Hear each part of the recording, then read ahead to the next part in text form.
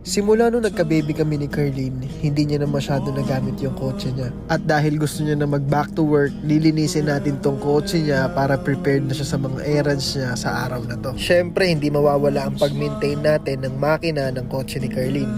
I-change oil natin to gamit ang Sea-Oil Mako Fully Synthetic Motor Oil with STP additives for added engine protection against friction and corrosion. Maganda to para handa lahat ng mga kotse sa mga biyahe natin.